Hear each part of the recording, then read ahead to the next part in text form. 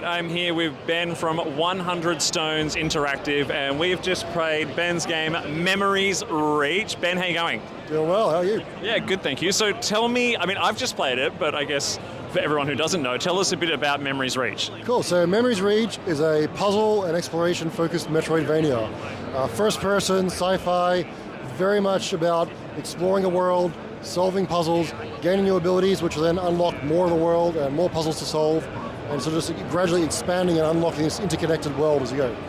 Is there a story to it at all, or is it purely just puzzle solving? Now there is a story. The story is sort of told very organically and very much about you discovering things as you go, right? So you'll find narrative pickups, will give you very explicit plot information about what's going on, or you can scan parts of the world to learn a bit of lore and a bit of the history of the place and what's sort of going on, and kind of piece together the story yourself as you go. And are you a solo team for this game, or have you got some other people working with you? Yes-ish. So 100 Stones is a solo company, Yep. but I am working with other people. So I got an audio engineer, sound designer, composer, and a narrative designer as well. So I'm doing all the art, programming, game design, everything else. And one of the things that was immediately obvious to me, so we've done a lot of PAX, we've done a lot of indie games at PAX, is just the beautiful 3D graphics that you have on display here. How important was it for you to have visual flair and that visual style? What was the inspiration behind that, I guess? Well, it's definitely my vibe. My background is a 3D environment artist. It's what I was doing before I was making my own games, right? Yeah. So I came from that background and then taught myself programming in order to make my games. So I definitely lead into that as just my interest, right? I like making really detailed environments, so that's what I make. Yeah. I base my games around that. Yeah, and you've got it coming to, I noticed you said it's coming to PC, Steam, and consoles as well, is that correct? Yep, I do want to bring it to consoles. We'll see which ones. I'm very keen to get it on Switch too. Other consoles are certainly possible.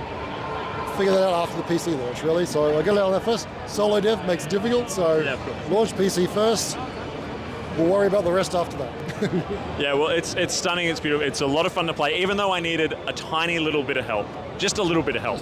Yeah, but you did say the demo that you've got here, which is exclusive for PAX, is kind of midway through the game. It's more difficult. So this demo uses a bunch of puzzle rooms from, say, the third major area of the game, which is a good chunk of the way into the game. It's a lot more difficult. I took some of the most fun puzzles from that area and stuck them together into a custom demo for this, which does mean they're a bit more difficult. They do assume a bunch of knowledge that most players here won't have, so I do have to kind of help them along a little bit. But yeah, I really wanted to show off the new mechanic, because it's quite a fun thing to use. So. Yeah, it was good though. Even though you had to give me a couple of little nudges, when I actually solved something, I felt really, really smart. And that's what you want in a puzzle game. That's definitely what I'm trying, and I'm really trying to make it so that each puzzle is enjoyable to solve and is always not the most obvious solution. Usually I try and make it so that the puzzle almost leads you into a trap. Like you think you've got it, you think you can figure it out, you go towards the end, didn't work because of there's a door here or something. I wasn't expecting that. As you saw with the bridge, where the gate was shut. You finally thought you got it, gate shut, can't get it, okay, now what do I do? And you have to kind of think back over the layout of the room, how else can I use this room with the mechanics in here to bypass this? So trying to make it, so the final solution to a puzzle is not the most obvious solution to a puzzle. Are you a big puzzle game fan yourself? What's some of your puzzle game inspiration behind this? Ooh, that's interesting actually, because I would say that most of the puzzle inspiration comes more from games like Legend of Zelda than it does from traditional puzzle games.